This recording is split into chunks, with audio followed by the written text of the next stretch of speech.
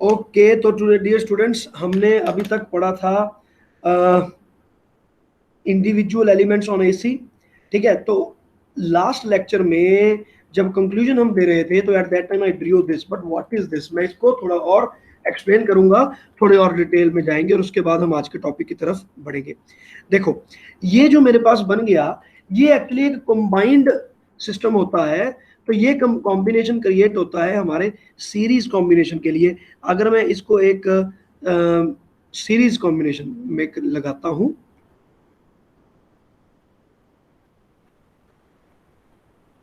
series LCR combination,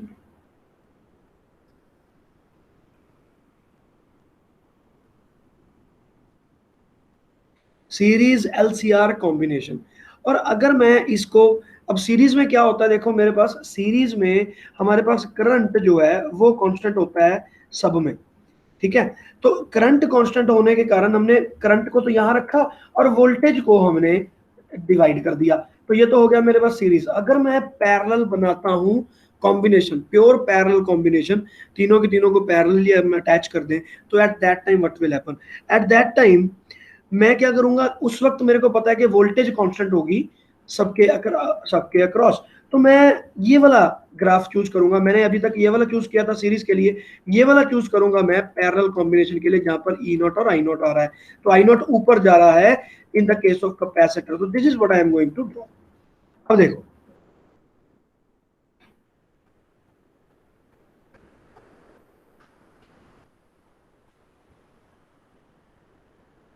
तो बिल्कुल ऐसा ही एक सिस्टम मैंने यहां पर ड्रॉ कर दिया।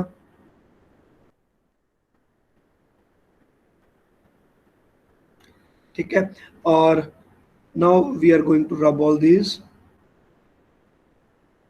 ठीक है, अब देखो, अब यहां पर मैं क्या लिखने वाला हूं, जैसे ये सीरीज कॉम्बिनेशन के लिए था, तो ये मेरे पास बन गया पैरेलल कॉम्बिनेशन।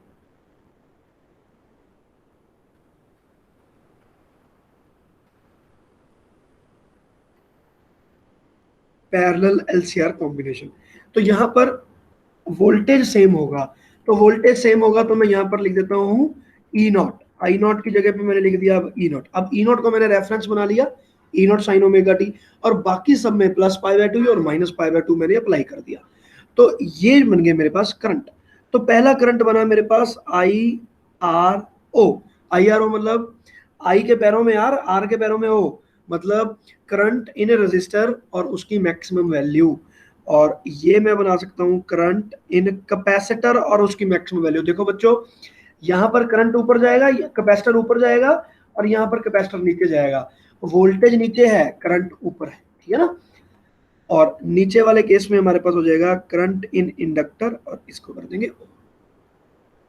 तो ये दो तरह के हमारे कॉम्बिनेशन बन जाते हैं।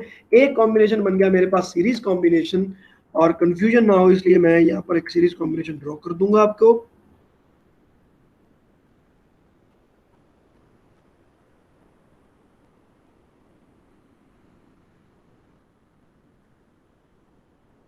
और दूसरे वाले में हम एक पैरेलल कॉम्बिनेशन ड्रॉ करेंगे।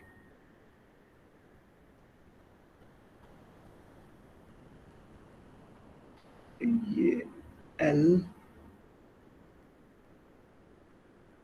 सी आर, ठीक है। और पैरेलल कॉम्बिनेशन जो होगा that will look somewhat like this.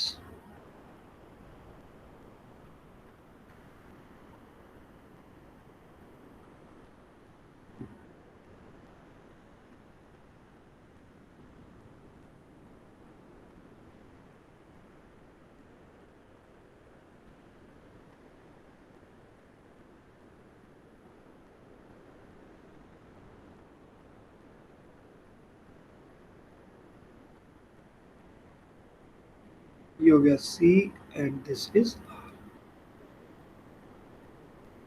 तो ये है हमारे पास पैरेलल कॉम्बिनेशन। तो पैरेलल कॉम्बिनेशन को हमने ये वाले डायग्राम में कन्वर्ट कर दिया जब हमने वोल्टेज सेम कर दी, और इसमें हमारे पास करंट सेम था तो हमने करंट को कर दिया। Is it clear?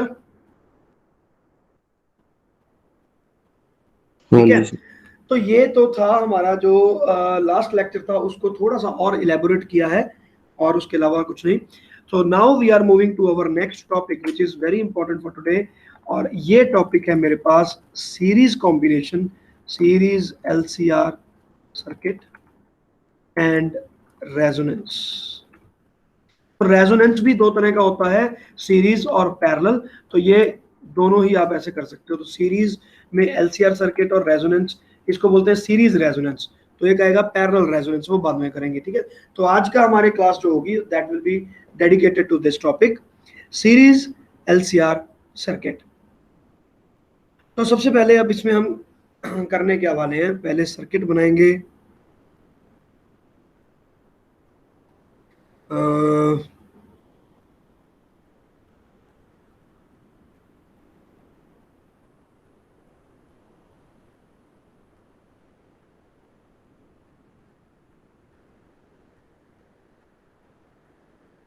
L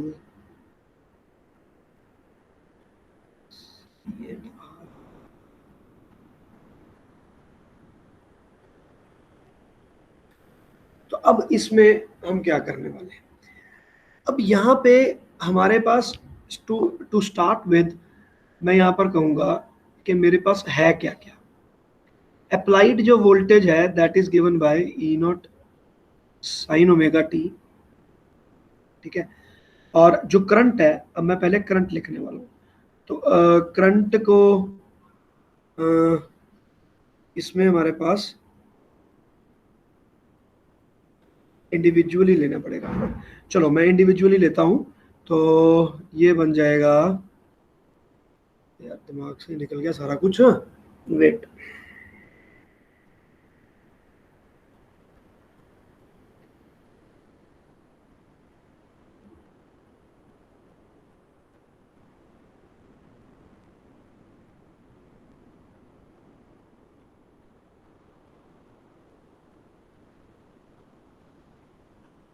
okay, तो करंट हम लेते हैं। तो करंट सबसे पहले तो देखो, इसमें करंट हमारे पास सेम होगा, वोल्टेज अलग अलग है।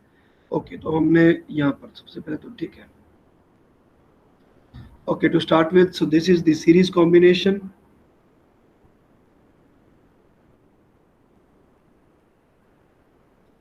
तो करंट हमारे पास कांस्टेंट है, तो मैंने करंट को रेफरेंस रखा, so it will B sign omega t. तो जो वोल्टेज ड्रॉप है इनके क्रॉस, यस, उनको अब हम देखेंगे। तो VL मेरे पास क्या आएगा, जो वोल्टेज ड्रॉप अक्रॉस L है, so that will be taken as E naught by XL, और यहाँ पर लगेगा sine omega t. And in the case of inductor it is omega t plus pi by 2, क्योंकि वोल्टेज लीड करती है।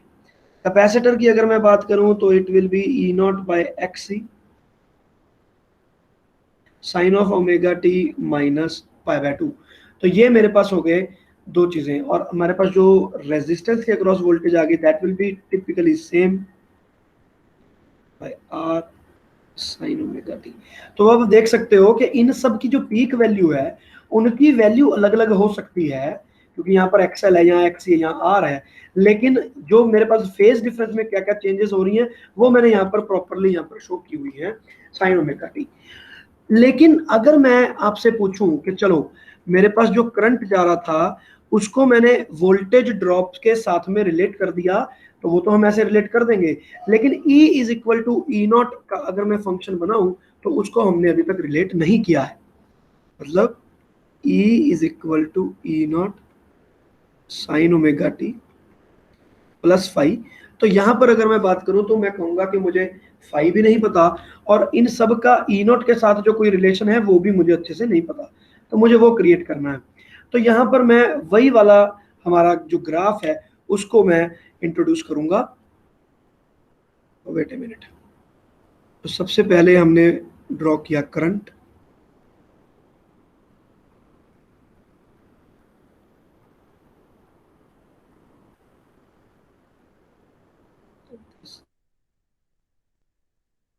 Is I naught vector. यहाँ पर मैं सारी वोल्टेजेस को लगाऊंगा। ये हो गया VRO, ओके, ओ नहीं भूलना।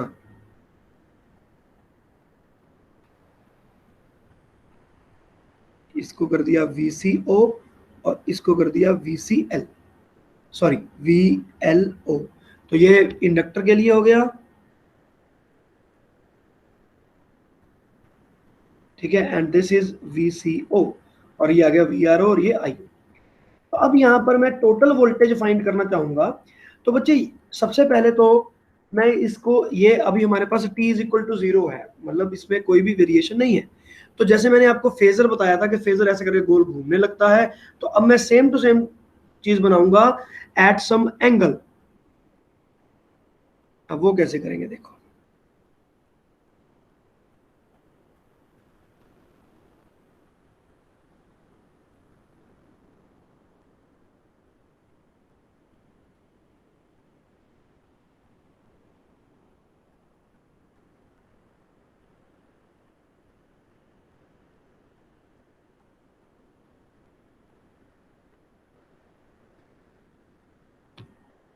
लाइक ये बन गया मेरे पास अब।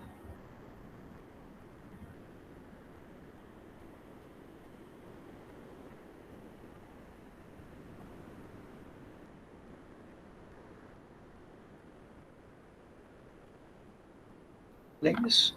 तो अब ये बन गया मेरे पास VCO, ये बन गया VLO, VRO, IO, और यहां पर बना रहा हूं मैं अपनी एक्सेस। साथ साथ में ड्रॉ करते रहना, समझते रहना कि भाई हो क्या रहा है, बिकॉज दिस इज डिफिकल्ट। ठीक है, तो अब ये मेरे पास बन गई सारी की सारा ग्राफ। तो ये तो सिंपल एक्स एक्सिस और वाई एक्सिस है, इन पे कुछ भी नहीं है। ठीक है, तो अगर मैं अब ये सर्कल वाली फॉर्मेशन में जा रहा है, जैसे मैंने फेजर डायग्राम एक्चुअल में ड्रॉ किया था, ये वो है। तो यहां पर जो एंगल आ रहा है, व्हाट इज दिस एंगल?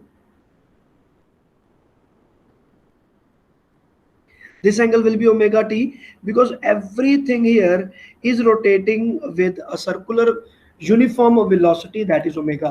मैं phasor diagram, perfectly phasor diagram की बात कर रहा हूँ, यहाँ पर सर्कल्स बनेंगे, ठीक है ना। तो ये उस तरह से मैंने बनाया।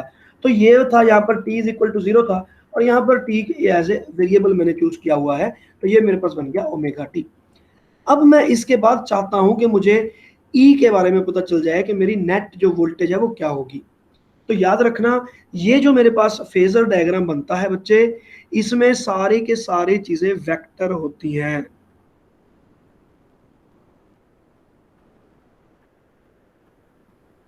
तो this is a method in which we have converted a scalar quantity current and a scalar quantity potential difference into vectors। तो हमने उनको वेक्टर बनाकर पोजीशन वेक्टर्स की तरह हमने इसको शो करना शुरू कर दिया। तो इसमें अब सारे के सारे वेक्टर्स के प्रिंसिपल अप्लाई होंगे। तो अब कैसे अप्लाई होंगे, देखो ये आ गया VLO, ये आ गया VCO, हमने इनको माइनस कर दिया, VLO माइनस VCO, क्योंकि ये बिल्कुल एक दूसरे के अपोजिट है। वैसे भी सोचा जाए तो अगर मैं यहाँ पर देखूं, तो इसका वोल्टेज ड्रॉप क्या आएगा VL का, तो हमने बोला था कि माइनस ये आएगा प्लस कॉस ओमेगा टी, और यहाँ पर मेरे पास आना था, सॉरी यहाँ पर कॉस ओमेगा टी आना था, और यहाँ पर आना था माइनस कॉस ओमेगा टी। तो जब मैं इनको प्लस करूंगा तो वो माइनस ही तो होंगे, ठीक है ना। Is it clear? तो बिल्कुल वैसे ही चीज बन जाएगी, तो ये माइनस होंगे। तो यहां पर मैंने क्या किया, एक नया क्रिएट किया, और मैंने टोटल इसको क्रिएट करने की कोशिश की। तो माइनस करने पर लेटस से मेरे पास आई ये वाली वैल्यू, ये वैल्यू आ गई मेरे माइनस करने पे। तो दिस इज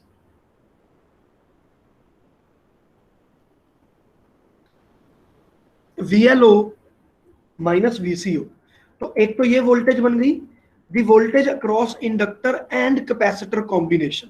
अगर मैं यहां पर देखूं, इन दोनों की वोल्टेज, इनको मैंने ऐड कर दिया है। तो मेरे इस पॉइंट, पॉइंट नंबर ए, और ये वाला जो पॉइंट है point number B, A to B अगर मैं वोल्टेज देखूं कि मेरे पास वोल्टेज कितनी है, तो उसका आंसर आ गया VLO माइनस VCO, बिकॉज मेरे पास ये रहा मैथमेटिक फंक्शन। मैं जब इनको ऐड करूंगा तो माइनस ही तो होंगे, तो आई एम नॉट रॉन्ग। अब ये वोल्टेज और जो ये वाली वोल्टेज आ रही है, both of this voltage they are at 90 degree, and I can treat that, पर इनका वेक्टर सम करने वाला हूं। तो वेक्टर सम कैसा होगा देखते हैं।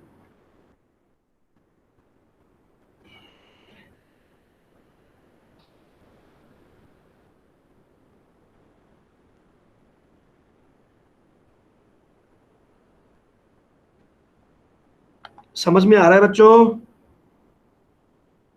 हाँ जी सर। कॉन्फिडेंस फील हो रहा है कि हाँ भी समझ में आ रहा है हाँ कि जी सर। नहीं? चलो,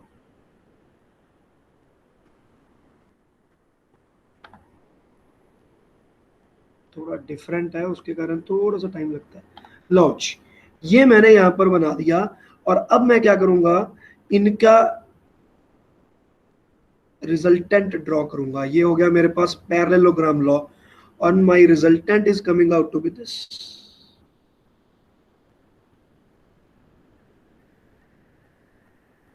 हाँ भाई, बात क्लियर? ये आ गया रिजल्टेंट। तो ये जो रिजल्टेंट आ गया इसको मैं बोलता हूं ई नॉट, क्योंकि मैंने तो मैक्सिमम वैल्यूज ही लेनी है।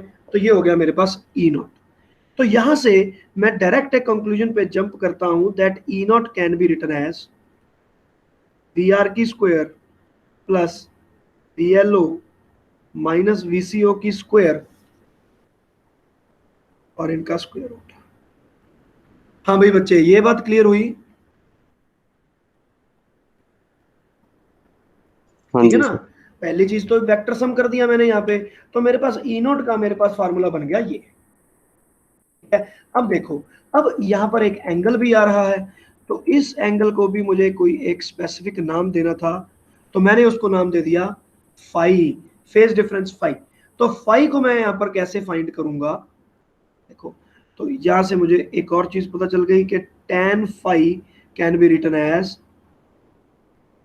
B L O minus B C O divided by B R O.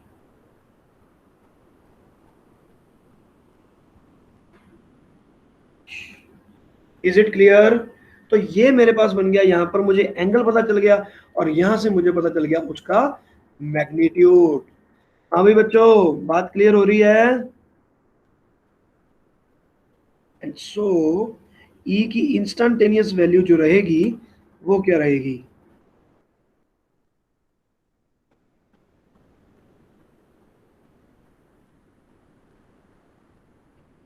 Will be E is equal to E naught sine of omega t. देखो अब देखो यहाँ पे ई नॉट की क्या वैल्यू है, पूरे का पूरा एंगल क्या है, ओमेगा टी प्लस फाइव है, तो मैंने यहाँ पर लिख दिया omega t plus five. Simple बात हो गई कि नहीं हो गई? यहाँ पर मैं माइनस भी लिख सकता हूँ। देखो, ये माइनस मैं इसलिए लिख रहा हूँ क्योंकि अगर बाय द वे कैपेसिटेंस के पास में वोल्टेज ज्यादा ड्रॉप होती और ऊपर ना होती, तो ये पूरे का पूरा वेक्टर नीचे बनता।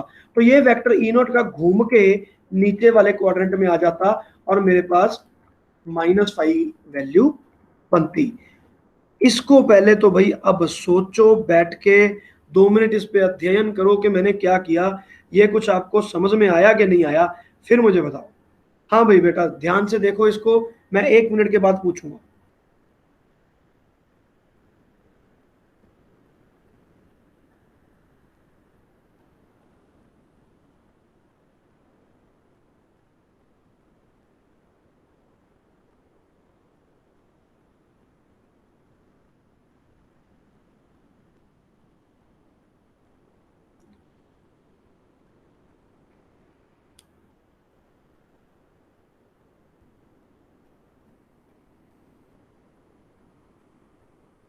ठीक है बच्चों, समझ में आ गया? हाँ जी। चलो, तो अब मैं यहाँ पर अपनी वैल्यूज को लिख देता हूँ। ये है V L O minus V C O, और ये आ गया मेरे पास वी आर। यहाँ तक तो मुझे पता चल गया। तो अब इस बिल्कुल यही सेम चीज ही है, इसको मैंने उठाकर यहाँ पर ड्रॉ कर दिया, कंप्लीटली सेम। तो चलो, अब ये तो मेरे पास ई नॉट की वैल्यू भी मुझे मिल गई, और मुझे tan फाइव भी मिल गया। तो इसको मैं अब और कैसे इलेबोरेट कर सकता हूँ, ये मेरा सिंपल फेजर डायग्राम है। यहां से मैं इसको मैंने नाम ही दे दिया सिंपल।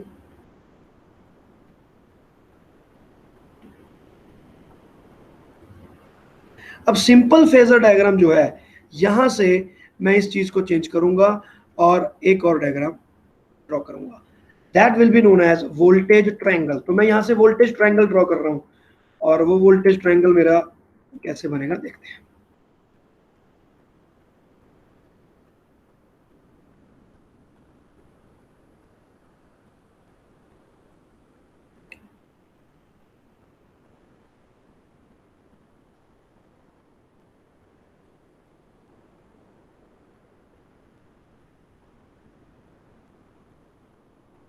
तो ये बन गया। इसको मैं कह सकता हूँ ई नॉट, इसको मैं कह सकता हूँ V L O minus V C O, and this will be V R O, और this will be phi. So this triangle is known as voltage triangle.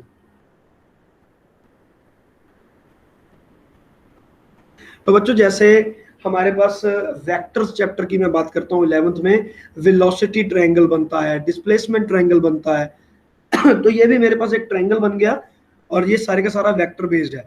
तो यहां से मैं एक छोटी सी वैल्यू निकालने वाला हूँ which is cos phi. So cos phi will be given by PRO divided by EO. बस इसको फॉर द टाइमिंग आपने याद रखना है। This is cos phi. तो यहां से आप सारे के सारे रिलेशंस फाइंड कर सकते हो, लेकिन एक बात आपने हमेशा रखनी है याद कि ये ओ जरूर है, यहाँ पर ओ को मत भूल जाना। ये मैक्सिमम वैल्यू है, ये इंस्टेंटेनियस वैल्यू का ग्राफ नहीं है, ये मैक्सिमम वैल्यूज का ग्राफ है हमेशा। This is not instantaneous value, इस बात को याद रखना है आपने।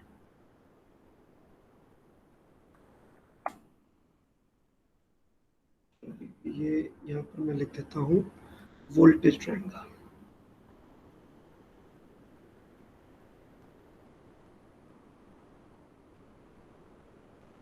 चलो जी, अब ये मेरे पास बन गया वोल्टेज ट्रायंगल। तो अब मेरे पास और क्या क्या रिलेशंस निकल कर आएंगे मैं उसको देखूंगा। Now I am going to refer to this equation, E naught is equal to this.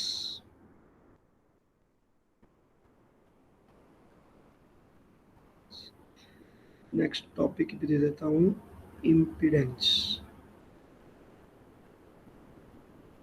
तो अब मैं चलते हैं आगे। अब देखो, अब we know that E naught square will be equal to VR square.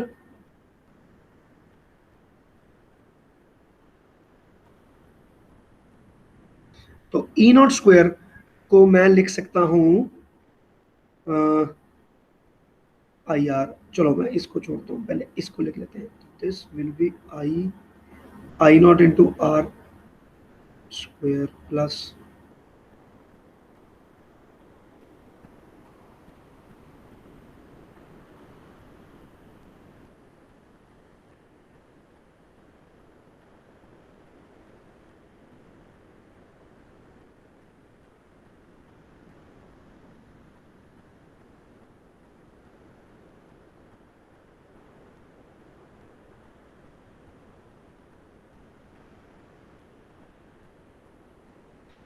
हाँ भाई बच्चों, समझ में आ गया?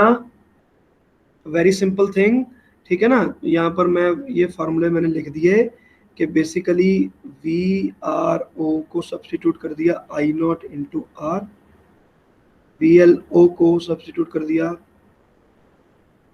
ये याद रहे कि मैं मैक्सिमम वैल्यूज यूज कर रहा हूं, यही बात आप भूलोगे मैं जानता हूं, तो यही बात मैं अगेन एंड अगेन रिपीट कर रहा हूं इसलिए ताकि आप ये बात ध्यान में रखो।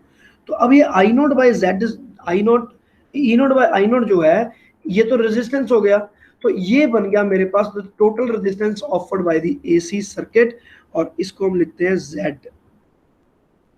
Z is equal to R square plus XL minus XC square का स्क्वायर रूट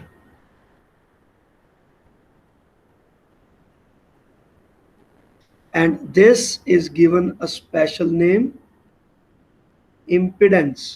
तो ये impedance होता है Z, ठीक है, और XL क्या होता है reactance, R क्या होता है resistance, तो Z क्या बन गया मेरे पास impedance। तो impedance is basically the resistance, the total resistance of the AC circuit when all the elements they are applied in the series circuit, ठीक है ना। तो ये मेरे पास बन जाता है impedance। बच्चों समझ में आ गया? ठीक है। हाँ जी सर। तो अब मैं इसमें अगर मैं देखूं तो यहां पर भी मुझे पता चल रहा है कि यार एक पाइथागोरस थ्योरम ही तो अप्लाई हुई है। तो इस पाइथागोरस थ्योरम को हम रिलेट करेंगे हमारे वोल्टेज ट्रायंगल के साथ। मैंने same to same voltage triangle यहां से कॉपी कर लिया क्योंकि I am going to divide it by I only. तो ये मेरे पास बन गया कंप्लीट।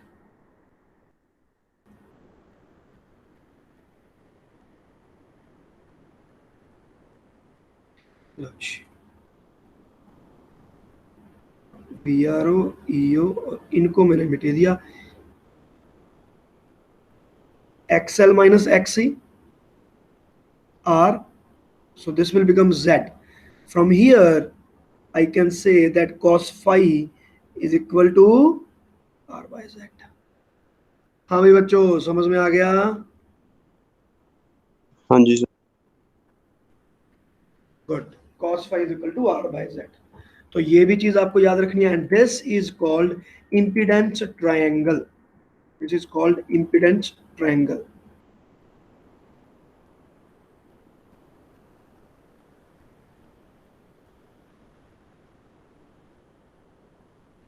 इम्पीडेंस ट्रायंगल, उनको सबको उठा के ना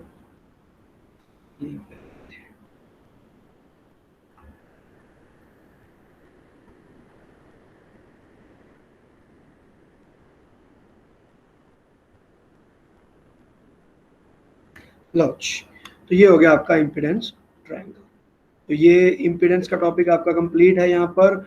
और ये तो आपको समझ में आई गया हो गया सारे का सारा सीरीज कॉम्बिनेशन में हमने किया क्या क्या है.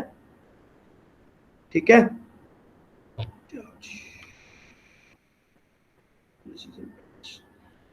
तो अब इसके बाद हमारे पास नेक्स्ट टॉपिक पर हम चलेंगे. So now our next topic is resonance, series resonance. आसान है लेकिन लंबा है, ठीक है ना. Series resonance. अब सीरीज रेजोनेंस में हमारे पास क्या है, यहाँ पर बना बनाया जो मेरे पास फॉर्मूला यूज होगा वो क्या है. We know that current I naught will be given by, सबसे पहले तो मैं करंट आई का लिखूंगा, ठीक है ना.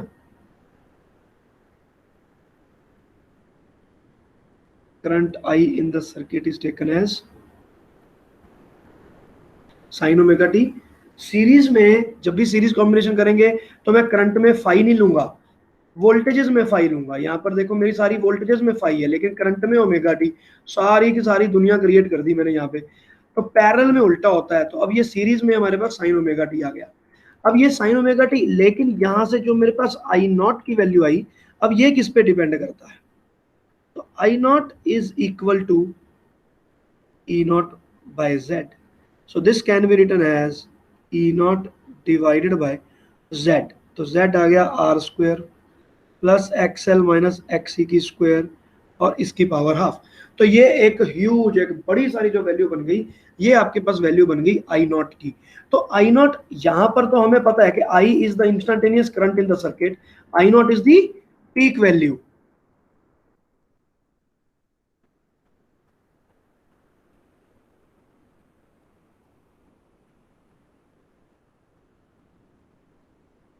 I not is the peak value. तो यहां पर जब आपने एक सर्किट क्रिएट कर दिया और करंट अप्लाई कर दिया, तो आपके सर्किट में आई करंट फ्लो करने लग गया. तो उसकी एक करंट की एक पर्टिकुलर वैल्यू है जिसको मैं बोलूंगा कि भैया ये इसका एम्पलीट्यूड है और ये इसका एम्पलीट्यूड ही रहेगा. अब आपकी वैल्यू उससे ज्यादा नहीं हो सकती. मान लो 2 एम्पियर्स आ गई मेरी आई नॉट की वैल्यू, तो मेरे पास इंस्टेंटेनियस वैल्यू या तो 2 होगी या 0.5 होगी, 0.75 होगी, लेकिन 2 से ज्यादा नहीं. तो क्या मैं 2 से ज्यादा भी ले सकता हूं? अब मैं उस पर कंसंट्रेट कर रहा हूं. अब मैंने क्या किया, मैंने बोला कि भैया देखो यहाँ पर Z लगा हुआ है, और Z को अगर मैं मिनिमाइज कर दूं तो आई नॉट की वैल्यू 2 की जगह 5 हो सकती है. तो मेरे पास ग्राफ जो 2 तक ही था, अब वो 5 तक चलने लगेगा. तो in this way I would be able to increase the root mean square value of the current in my circuit. तो मैं अब उस पर कंसंट्रेट कर रहा हूं और मेरे पास आ गई ये वैल्यू Z. तो और maximising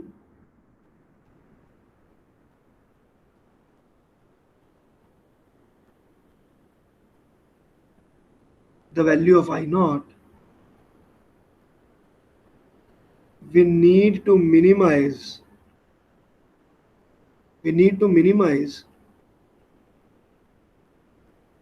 the value of Z, and that can be done by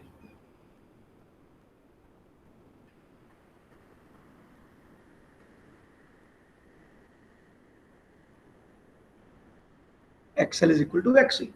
तो मैं अब इस चीज को अटेन करने के लिए मैंने XL को और XC को दोनों को इक्वेट कर दिया.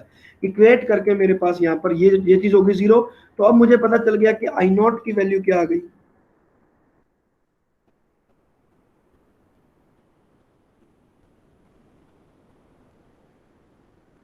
and that will come out to be E by R. तो जब ये E by R ही आ गया तो मतलब ये बिल्कुल मेरा डीसी वाला फार्मूला चला गया, मतलब इंडक्टर और कैपेसिटर की तरफ से कोई भी इंपीडेंस नहीं है। We don't call it resistor, we call it impedance. कोई भी इंपीडेंस नहीं है, कोई भी रिएक्टेंस नहीं है, इनका टोटल रिएक्टेंस जो है इनका जीरो हो चुका है।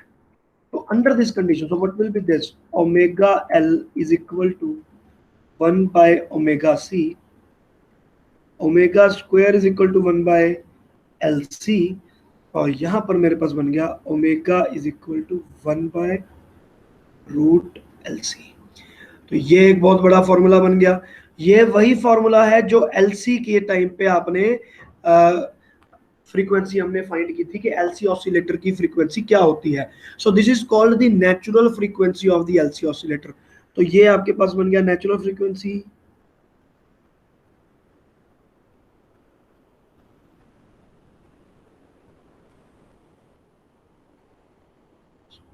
तो नेचुरल फ्रीक्वेंसी बन गई इसकी ये। मतलब अब ये कौन डिसाइड कर रहा है नेचुरल फ्रीक्वेंसी? अब आप देखो आपके पास जो सर्किट है, इस सर्किट में आपने अपनी मर्जी से एक इंडक्टर लगाया, एक कैपेसिटर लगाया, करंट लगाया हो या ना लगाया हो, करंट फ्लो कर रहा हो या ना कर रहा हो, एल और सी की वैल्यू तो मेरे पास कांस्टेंट है ही। इसका मतलब कि मेरे पास ओमेगा तो मैंने फिट कर ही दिया, करंट स्विच ऑन करने से पहले ही मेरा नेचुरल फ्रीक्वेंसी तो डिफाइंड है। यहां से नेचुरल फ्रीक्वेंसी बिल्कुल ही अगर मैं करूं तो एफ आएगा, F will be equal to 1 by 2 pi root of LC। तो ये मेरे पास नेचुरल फ्रीक्वेंसी हो गया और इसका यूनिट हो गया हर्ट्ज। ठीक है ना, इन हर्ट्ज। तो अब ये फ्रीक्वेंसी बन गई। लेकिन अब ये फ्रीक्वेंसी मेरे पास बन गई। अब उसने बोला कि एक्सेल, तो ये तो वो फ्रीक्वेंसी थी जो कि करंट की फ्रीक्वेंसी होनी चाहिए थी, I is equal to I naught sine omega t, जिसमें मैंने करंट अप्लाई किया। तो अगर ये जो मैंने ओमेगा अभी लगाया, अगर वो नेचुरल फ्रीक्वेंसी के इक्वल हो गया, देखो मैं यहाँ पे कंडीशन लगाता हूँ। So if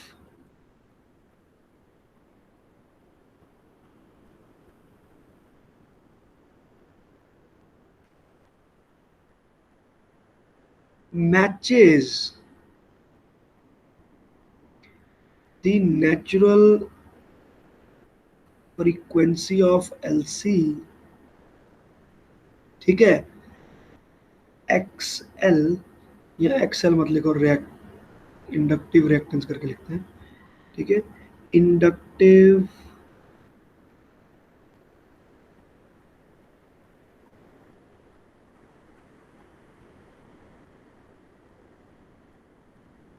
will be equal to capacitive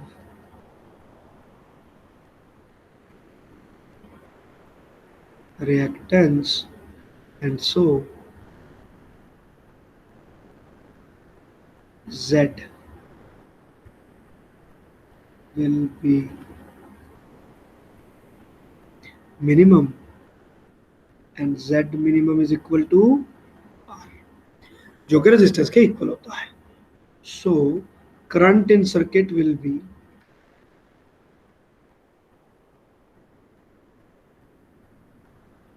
I naught will have the maximum value and that will be given by E naught by R।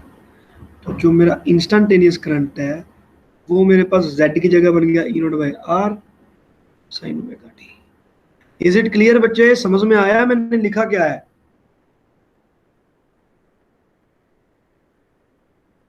हाँ जी।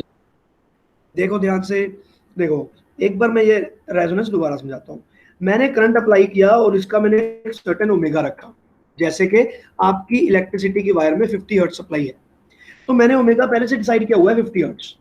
जब मैंने 50 हर्ट्ज में ओमेगा रखा और मेरा करंट आपके फैन में से पास हुआ, तो फैन के अंदर रेजिस्टेंट, इंडक्टर और कैपेसिटर, ये तीनों चीजें लगी हुई हैं आपके फैन के अंदर। अगर आपके फैन के अंदर ये तीनों हैं तो वहां पर इंपीडेंस होगा, तो आई नॉट की वैल्यू मेरी ये वाली होगी। अब इसमें मेरे पास जो Z होगा ये क्या होगा, XL और XC रिएक्टेंस है। मैंने आपको पहले बताया था जब मैंने रिएक्टेंस को डिफाइन किया था that these are called reactance and not resistance because they depend on frequency. अब मैंने इसको फ्रीक्वेंसी इसकी जो है वैल्यू निकाली, मैंने बोला इन दोनों को यहाँ पे इक्वेट कर दो, तो मुझे यहाँ से मिल गया कि omega is equal to 1/√LC। तो ओमेगा बेसिकली क्या चीज आ रहा है, ओमेगा इज दी, तो यहाँ पर आप इसको नेचुरल फ्रीक्वेंसी मत लिखो, वेट मिनट इसको रेक्टिफाई कर देते हैं, omega is equal to this, तो यहाँ पर मैं लिखता हूँ सो ओमेगा जो मैंने अप्लाई किया that will be equal to the natural frequency. तो ये क्या चीज है, ये नेचुरल फ्रीक्वेंसी है। तो ये जो मेरे पास कंडीशन लग गई है, रेजोनेंस की कंडीशन हमारे पास आ गई कि आपके करंट की जो आपके करंट जो आपकी वायर में करंट है उसको जो आपने फ्रीक्वेंसी दी, जैसे कि इंडिया में 50 हर्ट्ज, अमेरिका में 60 हर्ट्ज, वो आपके पंखे की हार्डवेयर का जो नेचुरल फ्रीक्वेंसी है, हार्डवेयर की नेचुरल फ्रीक्वेंसी, वो दोनों इक्वल होनी चाहिए। अगर ये दोनों इक्वल हो गई तो मेरे पास डेफिनेट तरीके में मुझे पता चल जाएगा कि my current will be maximum. तो यहां पर मेरे पास करंट बनेगा कितना, देखो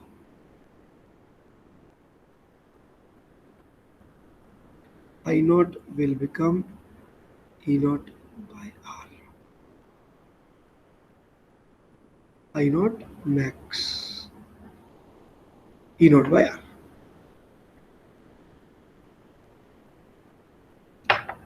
यही सारी चीज मैंने यहां पर लिख दी, तो मेरे पास ये करंट की वैल्यू बन गई। तो ये तो हो गया मेरे पास रेजोनेंस। अब रेजोनेंस का हम ग्राफ देख लेते हैं। तो ग्राफ क्या होगा,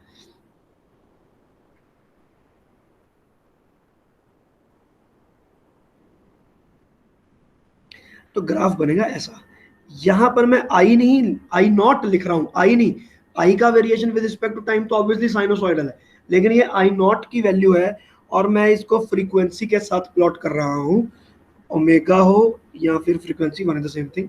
तो यहाँ पर कैसा ग्राफ आएगा, ग्राफ आएगा कि मेरे पास इसकी एक मैक्सिमम वैल्यू चूज की जाएगी and the graph will be somewhat like this, ऐसा ग्राफ होगा, ठीक है यार, सीधी लाइन क्यों नहीं बचती,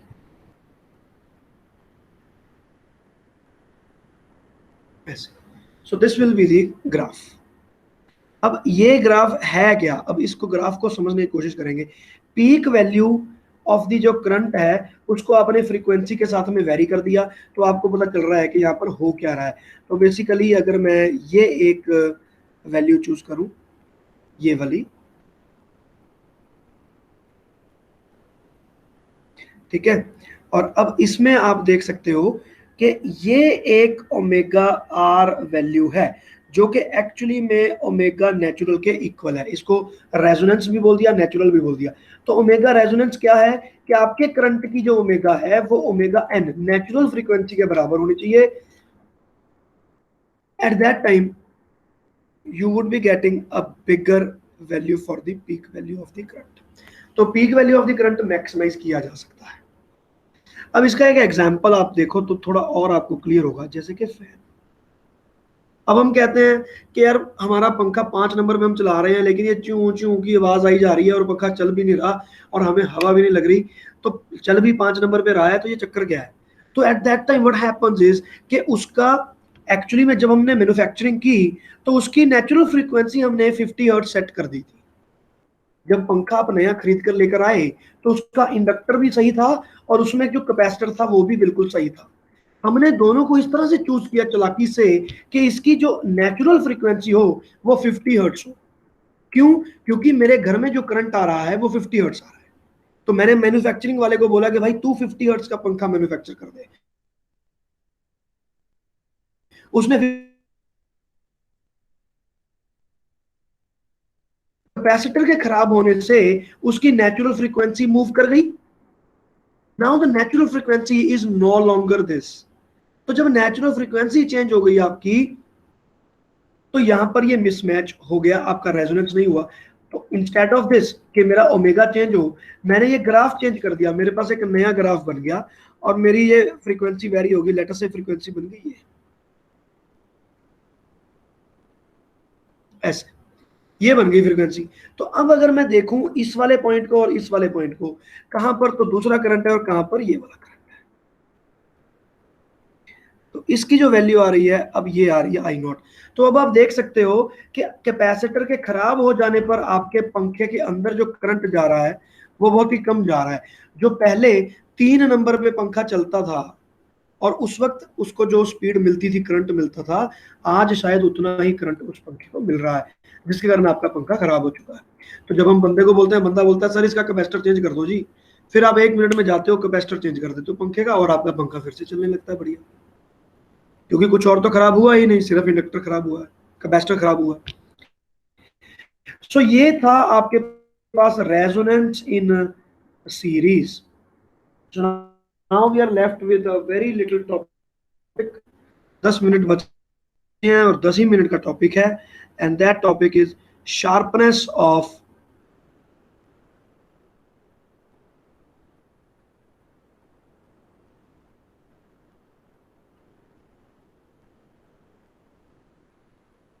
शार्पनेस ऑफ रेजोनेंस। तो अब देखो इसका क्या अर्थ रहेगा। अब यहां पर मैं इसी ग्राफ में एक और ग्राफ बना रहा हूं, लेटर से ऑरेंज कलर के साथ बना रहा हूं और यहीं से बना रहा हूं ये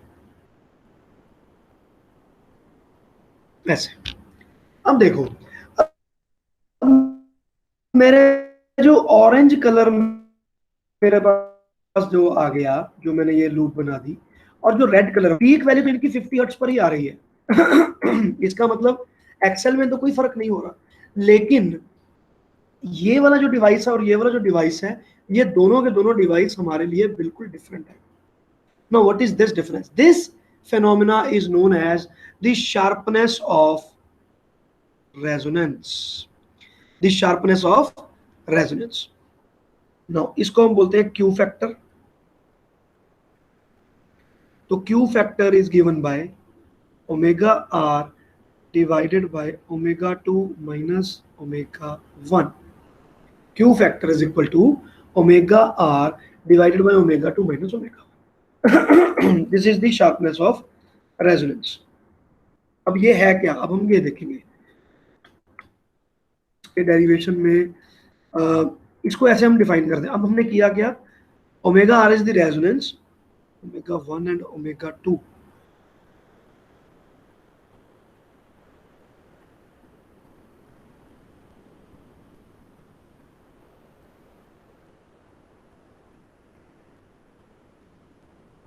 मैंने एक ये लाइन बना दी यहाँ पे,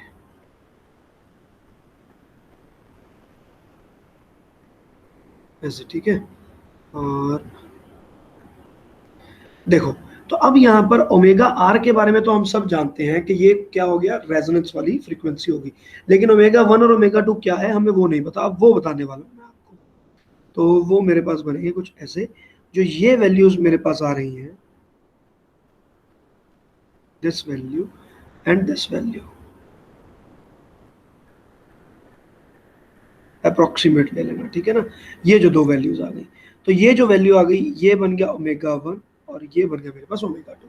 सो this is called the band, जो मेरे पास यहाँ पर बैंड हो गया। तो मतलब ये ओमेगा 1 ओमेगा 2, लेकिन ये वाला पॉइंट की वैल्यू क्या है, ये पॉइंट की वैल्यू आती है RMS value of this. This is chosen as the RMS value. मतलब जो भी मेरे पास पीक वैल्यू आ रही है उसकी मैं आरएमएस वैल्यू लेकर चलूंगा, सो that will B this.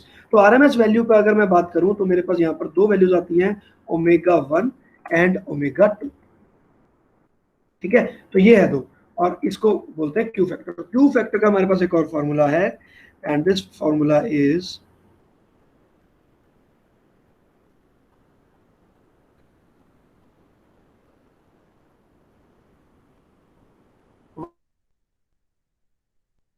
One by are,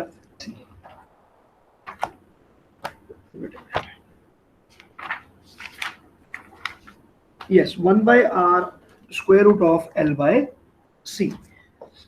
तो इसमें अभी हमें और डिटेल में नहीं जाना, this is the only thing that we need to do. चलो जी, तो ये हो गया आपका आज का काम। तो ये हो गया Q factor, this is Q factor, और हमें कुछ नहीं चाहिए।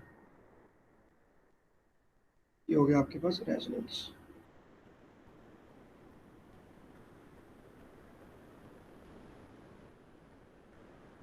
That's it.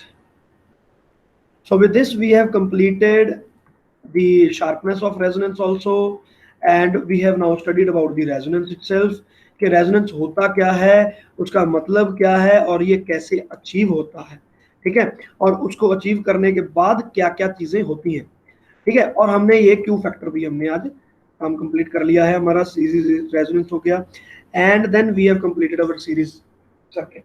तो इसके साथ हमारा पूरे का पूरा एलसीआर का सीरीज सर्किट कंप्लीट हो गया है। मुझे नहीं लगता कि आपको डिफिकल्ट लगा होगा, ठीक ठीक लगा होगा कि यार कोई बात नहीं सर कर लेंगे, ऐसा आपके मन में आया होना चाहिए, मुझे ऐसी उम्मीद है। तो इसके बाद जो आपकी नेक्स्ट क्लास है that is parallel LCR circuit which is comparatively easier but still not that easy. Okay, तो यहाँ पर अब हम रुकते हैं, इसको आप लोगों ने ध्यान से पढ़ लेना, एक बार रिवाइज कर लेना। कोई किसी को डाउट है तो पूछ सकते हो बच्चे।